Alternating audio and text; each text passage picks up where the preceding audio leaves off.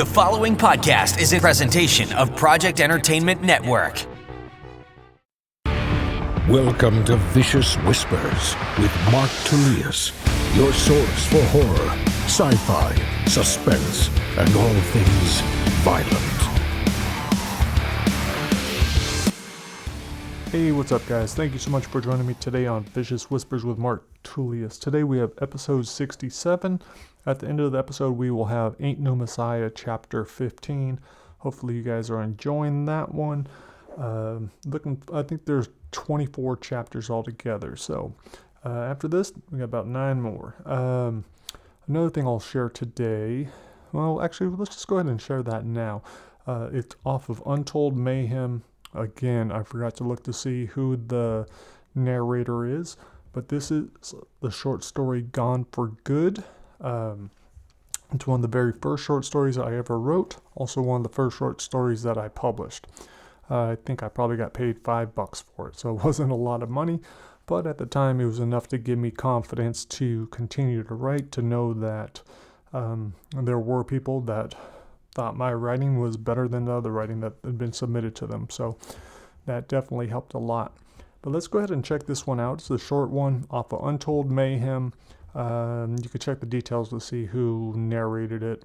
Next week I'll try to think ahead and see who did the narration on that story. It's a little bit hard when there's 9 different narrators on an album. Alright, so here it is, Gone for Good.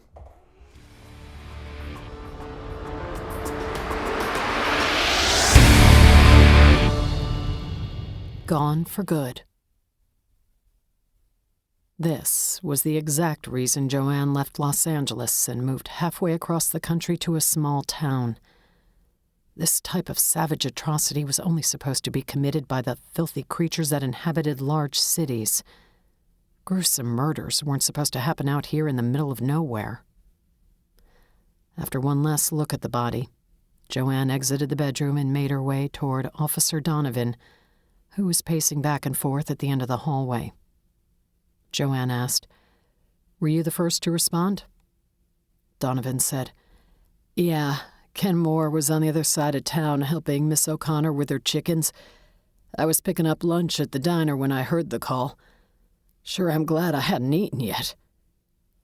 "It's not a pretty sight in there," she said, letting him know that if a seasoned veteran like herself was upset by it, then he had nothing to be embarrassed about.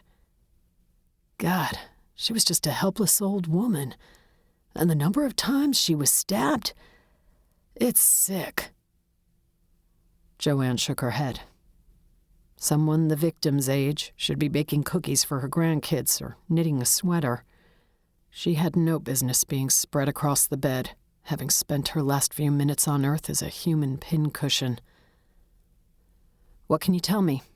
Do we know anything yet?" "Diana Snyder, 67 years old. No sign of forced entry. Guessing she left the door unlocked. Her husband George found her and called 911. He nodded toward the kitchen doorway behind him.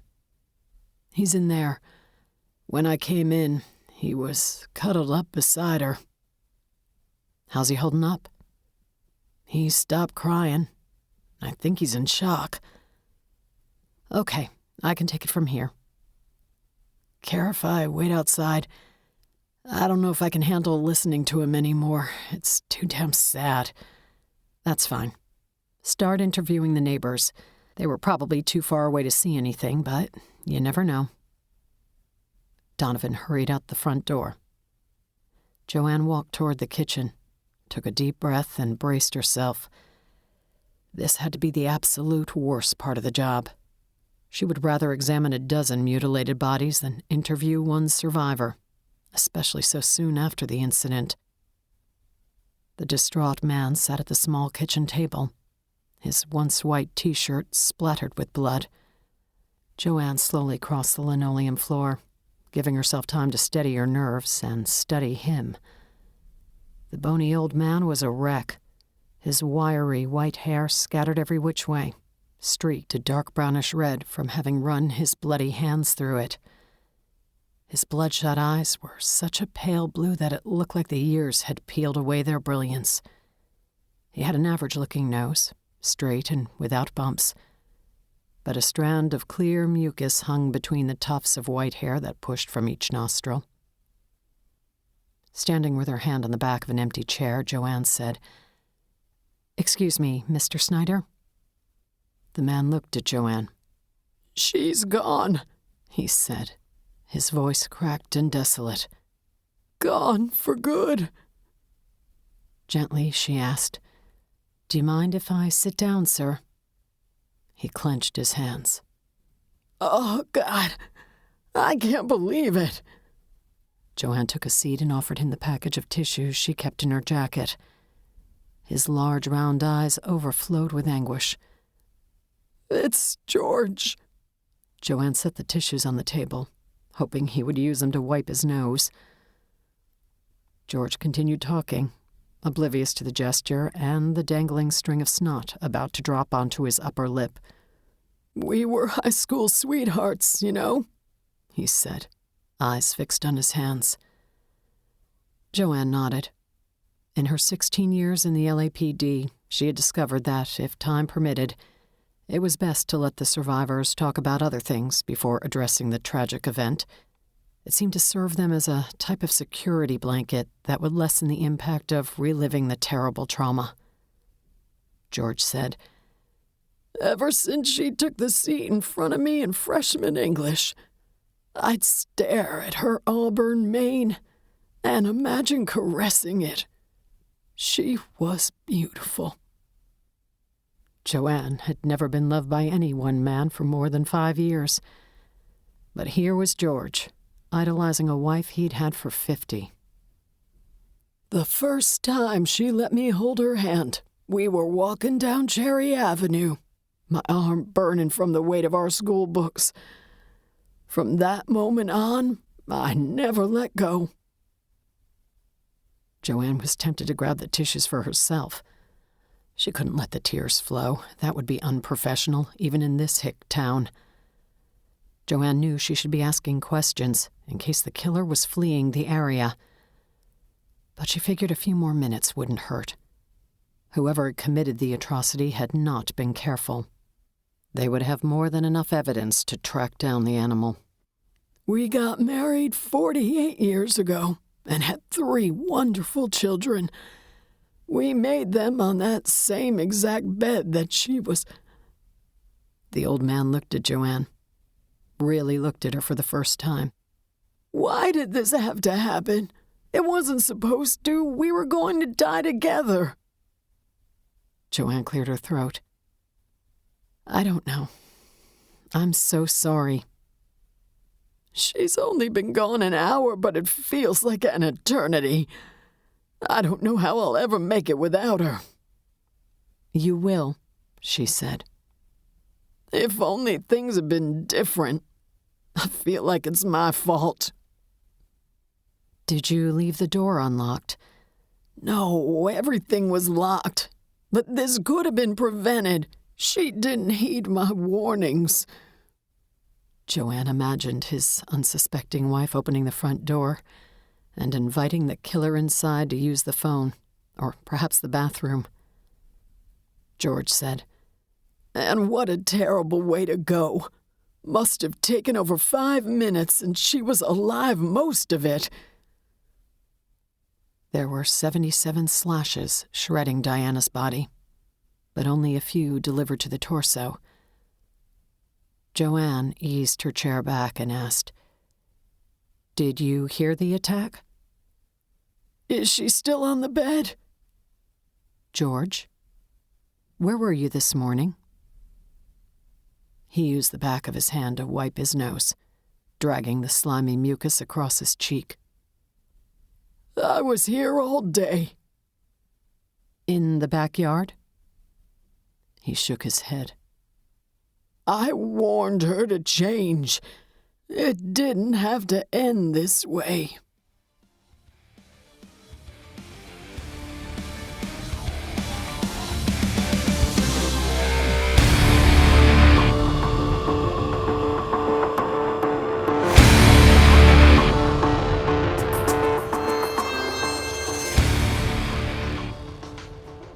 guys. Hopefully you enjoyed that short story.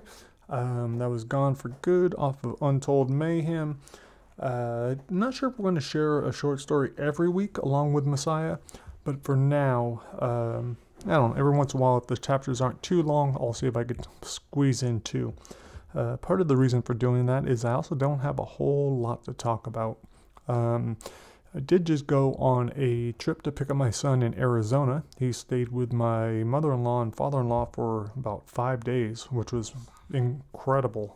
Very brave boy, stayed by himself without his mom or dad. But yeah, he had a great time. My wife and I drove out there 2 days ago and then came back the very next day. So a lot of driving. It was about 16 hours, 17 hours altogether there and back. But it gave us time to talk. Also gave me time to listen to Try Not to Die on Brightside. So I heard the first half of that. I think she's going to put up the other half this week or so. But yeah, the actress Maxine Dennis did an incredible job. So I'm looking forward to that coming out. And what else did I do on that trip? I listened to a little bit of German and talked a lot about Try Not to Die in the Pandemic. I went over problems that I had with the story with my wife, sections that I didn't think were strong enough or I had questions about, or just to make it more believable. So she gave me a lot of really cool ideas that I'm going to implement. So that's what I'm going to start working on this week, is trying to put in lots of those ideas. Let's see, what else? Jiu-Jitsu. My son just started up again yesterday at Gracie Baja. I think my wife might be starting up again too. I will not, because I don't want to risk my neck. It's finally getting to a place where it feels pretty good. So for the time being, I am going to stick with what I'm doing right now. So I'll just stick with the pool and yoga, and that's about it. I'll have to be fine with that. But as long as I'm staying active, staying mobile, that's the most important thing for me. All right, guys. Yeah, like I said, keeping this short. I really don't have a whole lot of new stuff to talk about, and I have a lot of work to do. So I'm going to get on that while you guys listen to this short story. Thanks so much for checking it out, and I will see you guys again next week. Later.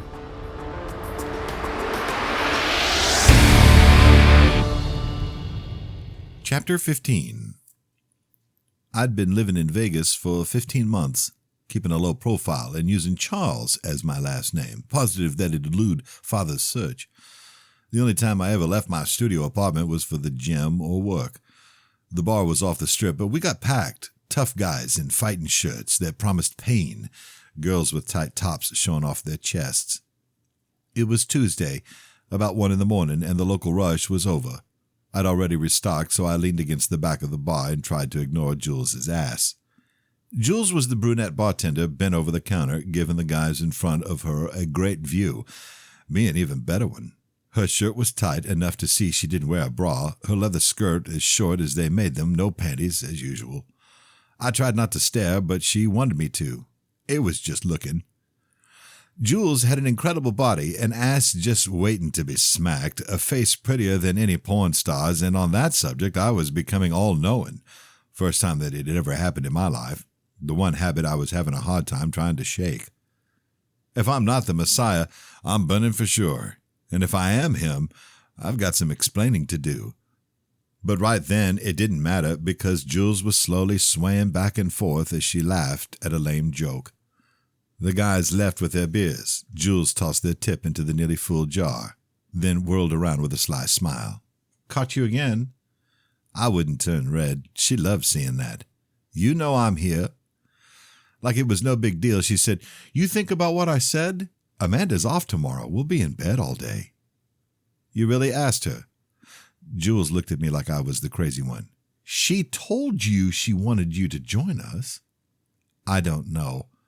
"What, do you think I'm ugly?" "Are you kidding?" Jules bit her bottom lip and gave me a look that I'd think about for days. "I know you like my ass. What is it?" I wasn't sure what it was and didn't want to say what it might have been. I was scared.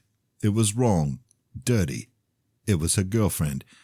I could damn the entire world. A million things I could have said, but then I got lucky and 2 women walked up to the bar.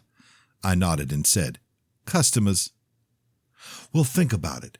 Jules turned around, rested her elbows on the bar, arched her back even more for me. What can I get for you, ladies? First round's on me. I could only see the one to Jules' right, a tall blonde with strong features, like she could take a punch if she had to. Her top was 2 red triangles barely holding back her mounds of silicone. I figured she was being funny when she ordered a White Russian with her thick accent. The one I couldn't see said, "Double cherry Grey Goose sour." Jules said, "Yummy," and grabbed 2 glasses from the rack. The woman had a thin tribal tattoo circling her arm and tits as big as the blonde. Her hair was the darkest black, and she still had it short, close to her ear. There was no way it could have been her, but when I said, "Beth," she looked right at me. "Joshua? Oh my God," she squealed. "It's the Messiah." She jumped up and reached across the counter, wrapped me in a huge hug that smelled like sugar-coated strawberries. "So good to see you. You work here?" I broke off the hug. "Until I figure out what I want to do, not sure if I plan on staying." She said cool and wrapped her arm around her friend's waist, broke her away from whatever she was saying to Jules. "Sasha, you've got to meet the Messiah." Jules mouthed, "Messiah," and I said, "Long story." In that same Russian accent, Sasha said, "Get over here and give me a real hug." Jules smiled at me. "Yeah, take your break, Messiah." "You sure? You better get over there before I do." I went around the bar and put out my hand, but Sasha slipped inside and guided it around her back and onto her ass, her ugg even tighter than Beth's. Beth scooted in between. All 3 of us connected. "Nice try, slut." Sasha slapped Beth's ass, then slid back onto her stool. "Can't blame me for trying." Beth took both drinks from the counter. "Just for that, I'm taking yours." She nodded at the dark booths lining the far wall and told her to bring the next round. Watching Beth lead the way was something special. Her low-cut jeans showing me she felt the same way Jules did about panties. She slid into the tiny booth and handed me the White Russian. Her foot worked its way around my leg. "So how long have you been bouncing here?" The lights were low, but I could see her eyes, same blue as before, but dazzling, a shimmer of glass hiding most of the pain. "I'm a barback." "Get the fuck out of here," Beth whacked my shoulder. "I mean, Jesus Christ, look at you, you're a giant." I didn't want to go into why I couldn't get a sheriff's card or explain the number of professional MMA fighters on the hiring list. It's a cool job for now. I don't mind working hard. Beth's hand settled on my thigh and squeezed. "Oh, it's so good to see you." "You're one of the only people I'd ever want to see again. Are you just out visiting?" She shook her head and downed half her drink, licked the drop off her bottom lip. "I ran away the day we had our thing. Been here ever since." "Wow, you were so young." "So what about your dad, the whole religion thing?" I wanted to say I didn't know, but I used my computer for more than just porn. "They got a new building, and from the pictures it looks like a good deal of believers to go with it." It was a little embarrassing, but I admitted, "They're doing much better without me, but he still swears I'll return." "Will you?" It was so easy to smile at her. "And leave this?" "How about your brother? He ever come out?" "Out here? No, he left with me, but stayed in Georgia. I'm not sure when he went back home, but he's there now, sitting in my old spot, the right hand of father." Beth said, "Not what I meant, but that's cool. Glad he's doing good." Sasha set 3 large drinks on the table and rubbed her butt on me until I scooted over. She was soaked in jasmine, her tit pressed against my arm, her hand on my thigh. "So, where you 2 know each other?" Beth nuzzled up against me and took a drink while her other hand played with my pocket, her fingers slowly sliding in and out. "We were at the same school for a bit. It's where I learned how to be a lady." Sasha was in the middle of a drink when she burst out laughing, spraying liquid across the table. "Hope you got your money back." "I'd talked enough about home. So what about you guys? How do you know each other?" Beth said, "Work." It wasn't long before Jules comes over with the 3rd round. It must have been obvious that I was already buzzed because Jules told me not to worry. "I clocked you out." Sasha said, "Oh, goody." Her hand on my thigh crept up to my crotch and bumped into Beth's. Beth shook her head. hands on the table.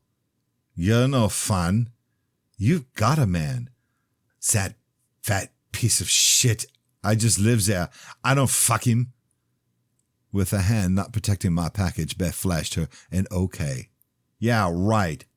Sasha got close to my ear, her breath so warm, those tits squished on my arm. I'll rock your fucking world. Beth grabbed my dick and squeezed. We've got some unfinished business. Fine, Sasha said. He wouldn't know what to do with me. Some pretty boy with spiked hair and a soft face came up to the table, a beer in hand, slurring his words. He said, Hey, beautiful, can I buy you a beer? Sasha held up her drink. I'm fine, thanks. Come on, my friends really want to talk to you. Sasha didn't bother looking away. I said no thanks. I think you'll want to talk to my friend. He knows you. You got trouble hearing? Beth held down my leg and said it was fine. He set his beer down hard on the table. Didn't seem to notice it splash on his hand. Why are you so angry? We just wanted you to come back to the hotel. We got money. Sasha turned to him. What'd you say? My boy said you know what you're doing, best he ever had. Who the hell is this? He pointed to the guys gathered by the mirrored column. None of them over 200 pounds. The one in glasses smiled and waved. I don't know, the little faggot. Probably confused me with your mother. Beth laughed and the guy turned red. He looked at me and said, Shall I just talk to you? You're a pimp? Sasha was out of the booth before I could grab her.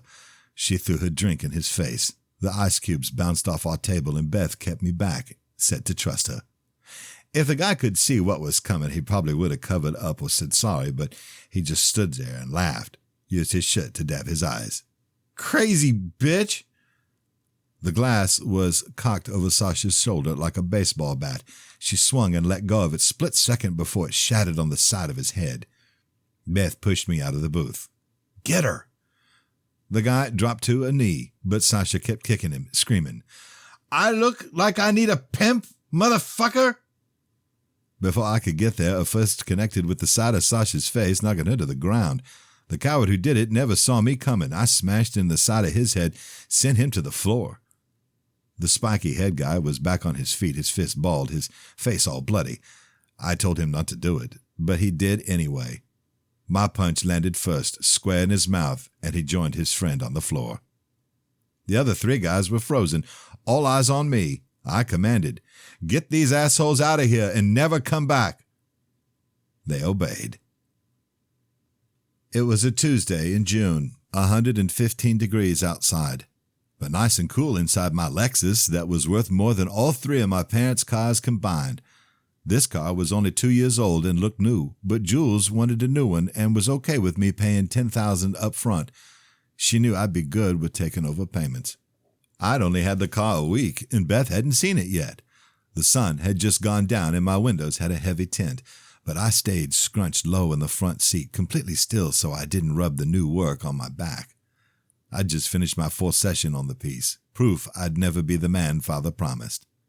The gate to Beth's apartment complex was directly across the street. The place was beautiful, but in our 8 months together, I'd only been in it twice. The gate slid to the side, and Beth's ruby-red convertible eased out of the driveway. I waited for her to disappear around the corner before I flipped a U-turn and hurried after her, keeping a half block between us. It was my first time following anyone, but I'd watched enough movies to know how it was done. Beth headed uptown and eventually pulled into the back of a shopping center. I idled across the street, saw her knock on the door of the last building before someone let her in. I drove around to the front of the complex. Massage, painted big and red above the pitch-black windows, a flashing neon sign saying they were open. It was 2 hours later, and Beth's car was right where it had been. I drove around to the front. All the other businesses were closed, only 3 cars in the lot. The temperature was still over 100, but I was freezing, keeping the AC on for the dozen roses. The flowers were only part of the surprise. The necklace in my pocket, hopefully enough to get me laid more than once a week. I shut off the car and stepped into the night, the heat like a pillow pressed against my face, making it difficult to breathe. I limped across the lot, my calf bruised from all the ankle locks we drilled the day before in jiu-jitsu. There were no hours on the door, just the open sign, but it didn't budge when I tried to push it. I put my hand up to knock and heard a loud buzz, the click of the lock being released. The waiting room was nice, comfy, white chairs and a deep red carpet. The big Samoan in the black security shirt sat in front of the only door. He pointed to the small window. An attractive blonde smiled at me. "I don't think I've seen you before. First time with us?" Her room was just big enough for her and her stool, no filing cabinets or desks. "Yeah." "It's $100 for half hour, $150 for the full." I didn't want to look cheap, and $100 is what I averaged every night on just tips. She took the 100 and nodded toward the door. "Go ahead." "I need it to be Beth, though." "I don't know names." "Brunette and real pretty." I pointed at my neck and said, "Hair down to here." The girl said, "Sure, no problem, brunette." "But don't tell her it's me. I want to surprise her." "Go on, we'll take good care of you." The Samoan stepped off his stool, and we were eye to eye. We nodded at each other, and he opened the door. On the other side was a hall of white carpet, red curtained doorways on either side. The receptionist came around the corner and led me down the hall with her hand on my back. She brought it up to my shoulders and felt my arm. "Such big muscles! Are you a Marine? Police officer?" They would never take me. When we got to a side hallway, she asked, "Would you like a shower first?" The showers were open where anyone could see. Even if I didn't have a thing about getting naked in front of others, I couldn't get my tattoo wet. I already did. "Great," she pointed to the second door on the right. "After you." The room had 2 glowing candles, but no overhead light, a long table with a wall mirror beside it. She went to the back of the room and opened the bamboo dresser. "Your shoes and clothes go in here," she pointed at the top shelf. "Extra towels right here." I said okay and waited for her to close the door before taking off my shirt, being super careful not to let the fabric scrape my back. After I put my shoes and shirt away, I turned my back to the mirror, the thick black outline of a massive iron cross. Messiah engraved in the metal. It was like looking at someone else's body. The skin would never be blank again. Beth was going to love it. It'd been her idea. The lady had said clothes in the dresser, so I suppose that meant pants too. I set the necklace box beside the tissue holder, then laid face down on the table and covered my butt with a towel. I turned my head to the wall, even though my neck still hurt to turn that way. The cut below my left eye was nearly healed, the skin a fading purple, a reminder not to train with Robinson. It's how he fought, so it's how he trained. MMA wasn't for the weak. The door opened and closed, soft footsteps beside me, the tip of a finger trailing up my hamstring. It took all I had not to face her. I wanted to see what she'd say about the latest edition, if she'd see her initials, BC, at the bottom of the cross. She'd thought of that one, before Christ, when she'd knelt before me. The hand rested on my leg just below the towel. "Ooh, that's fresh," the voice said. "It should be covered." She had brown hair and big tits held back by a string bikini, sheer lingerie over it. I pushed a hand off and turned on my side. "You're not Beth." The young woman gave my leg a gentle squeeze and said, "She's busy." Everything clicked. The towel fell to the floor when I got to my feet. She took a step back and bumped into the wall, her eyes all glassy like Beth's after a long day. "Hey, just relax." "Show me where she is, now." She put her hands up. "You're crazy. I'm her boyfriend." She reached for the white robe hanging on the wall, but I grabbed it first and threw it to the floor. "Now." She hurried out the room and took me to the hallway with the shower. There was only one door, and it was closed. "In there." I told her don't move, then banged on the door. A voice shouted, "I'm busy." I slammed my shoulder into the door. The wood splintered around the lock, and I tumbled into the small room, stopped a few feet from the gray desk that Beth was bent over, an Asian man with no shirt standing behind her, holding her hips. Beth covered her face. "What the fuck?" It was more than obvious, but I shouted, "What are you doing?" The man leaned down to his right and pulled out a silver handgun, the barrel so black. "Shut your mouth."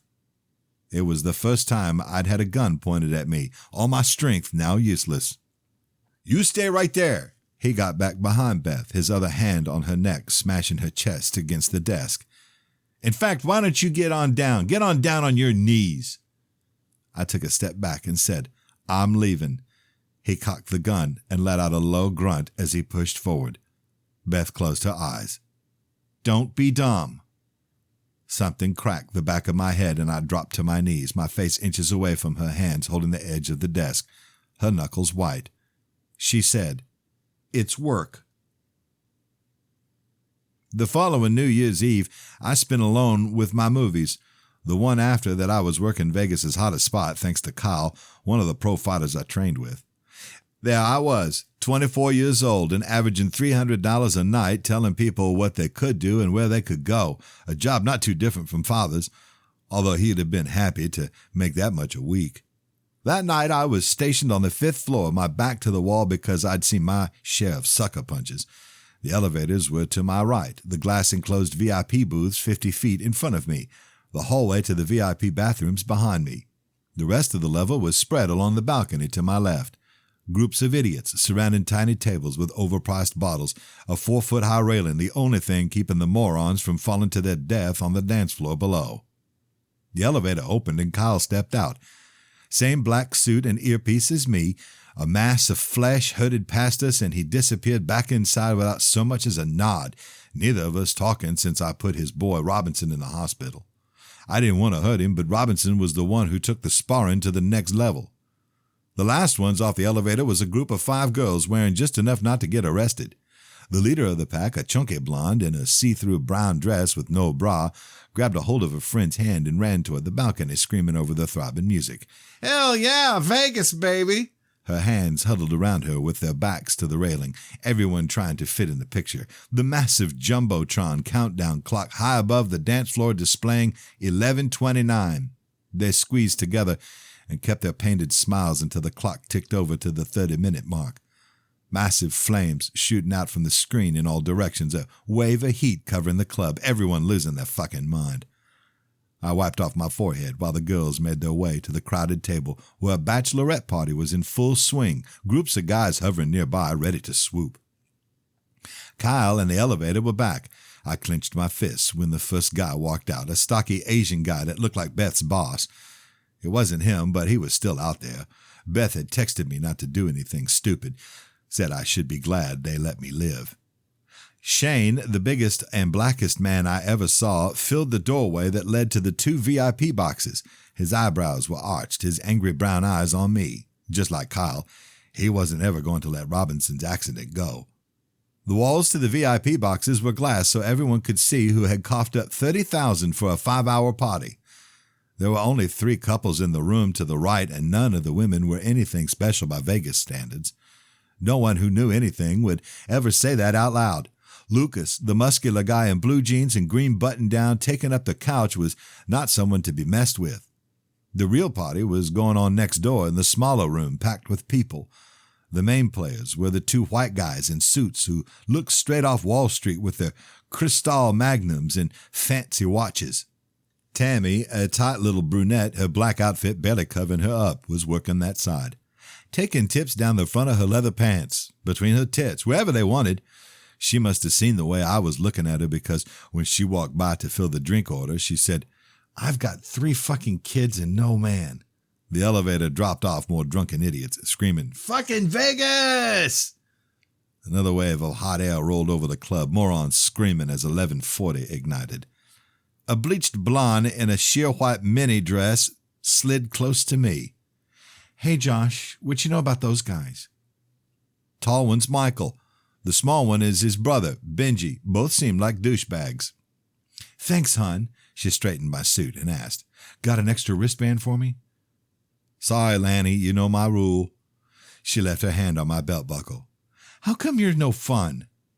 If she had a couple of hours, I could have explained how the world was turning to shit and no one seemed to care. How Father was pointing out the signs of the second coming and he was starting to look right. But Lanny was a whore, and 2 hours with her would run 1,000. Time was money, and Lanny was done wasting it on me. In less than a minute, she was past Shane, introduced to the Wall Street guys, and sipping from their bottles.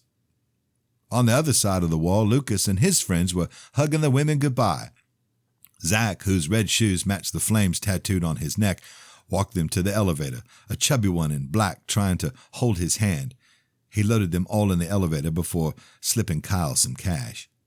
Zach strolled over and nudged my arm, pointed at the other VIP room. "You know those guys? Seen them before?" "First time." "I don't like them. You know we're cool and won't start no shit, but I'm just saying." "I hear you." Zach hung out beside me, his scowl never fading. The elevator opened and Kyle ushered out 8 beautiful young women and pointed them to Zach. One by one, they kissed him on the cheek and wished him a Happy New Year. The last one hugged him tight and thrust her tongue down his throat, breaking it off so they could continue in the VIP suite. I hadn't noticed the woman standing on the other side of me, her back to the wall, shoulder to the column. She was scrolling through her phone, her hair hiding her face. I pointed at the bachelorette party and said, "Aren't you with them?" She looked where I was pointing. 2 guys to each girl, drinking and dancing, groping and grinding, camera phones flashing every second. "Yeah, afraid so." "Where's the lucky guy?" "If I had to guess, I'd say doing the same thing, but a whole lot worse." The clock hit 11:45 and exploded, the shout so loud. She said some stuff I couldn't hear. I think her name was Heather.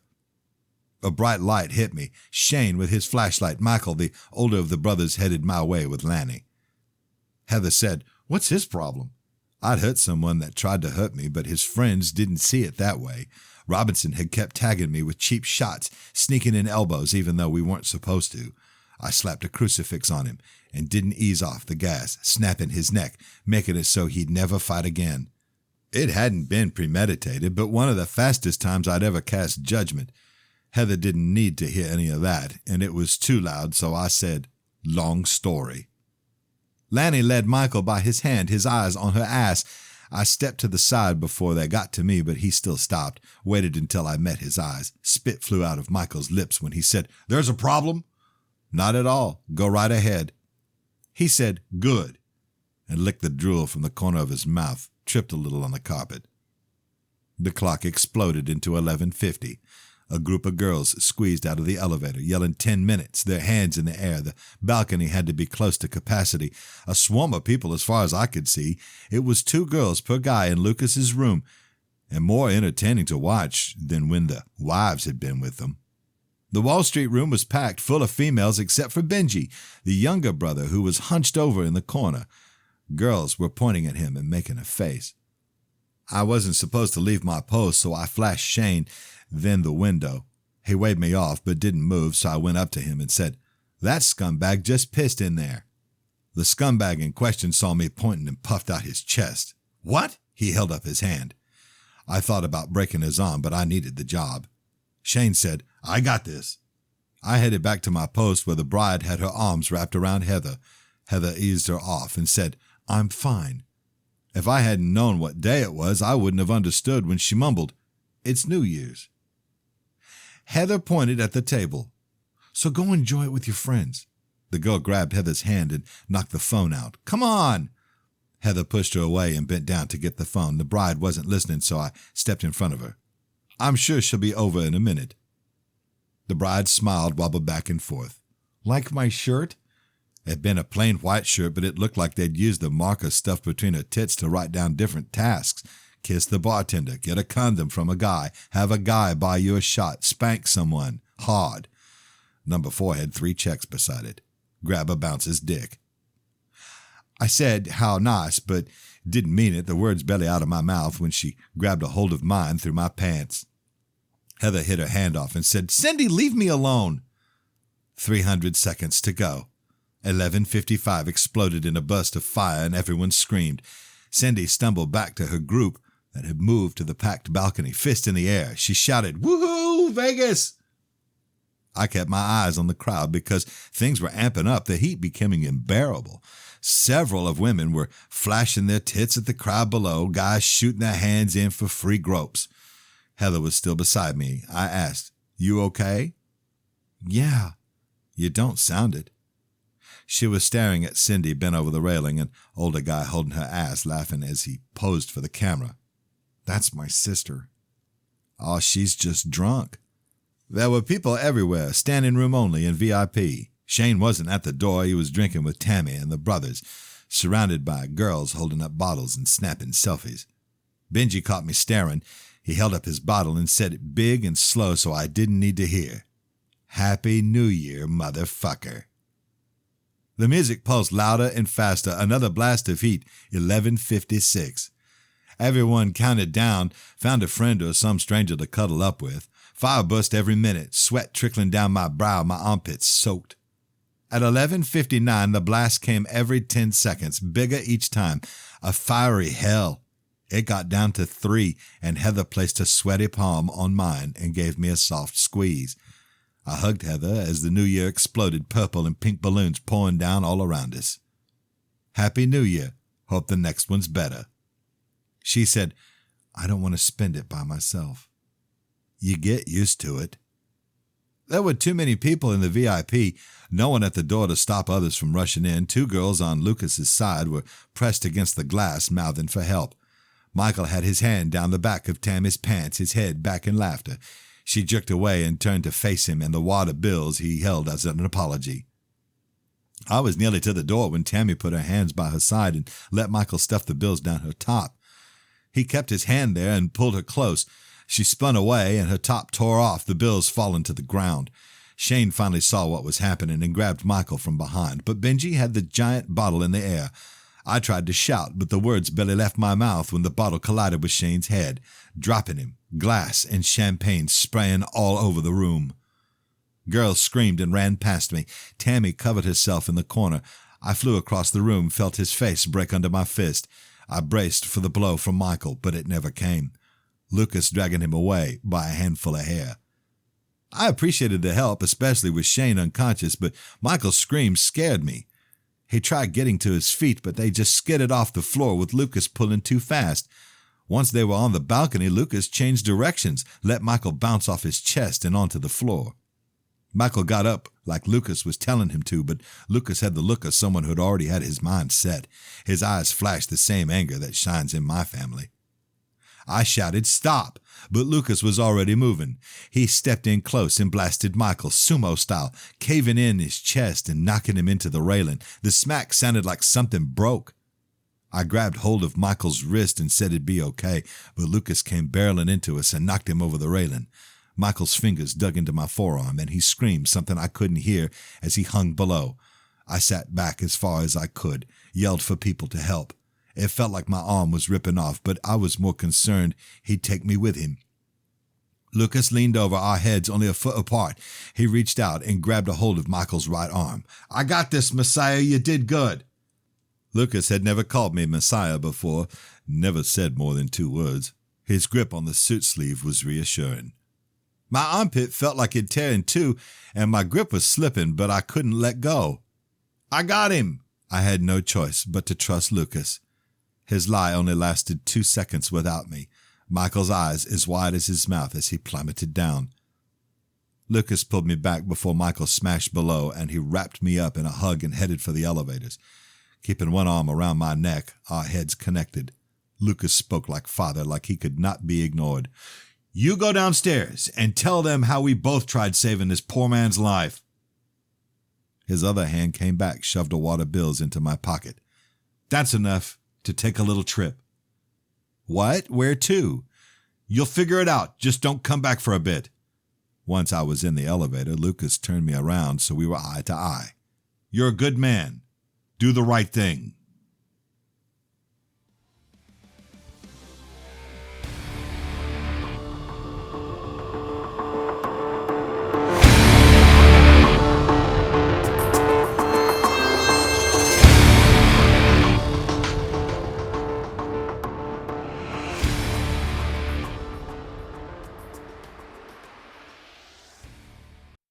This has been a presentation of the Project Entertainment Network.